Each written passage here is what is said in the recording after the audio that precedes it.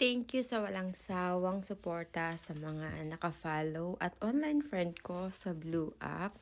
Dito kay Marie Chris tsaka Rosalyn at sa lahat ng mga tumulong sa akin na mag-volunteer para matupad tong natin, yearly Christmas giving na to.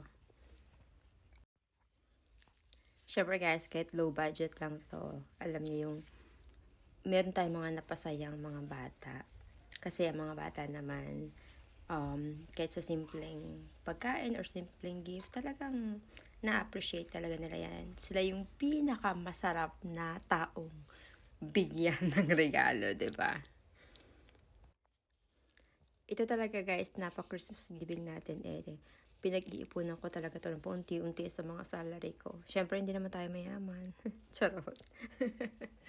So, sana tuloy-tuloy pa rin. At sana hindi magsawang mag-volunteer ang ating mga online friend, lalo na itong si Marie Chris. Thank you, Beth.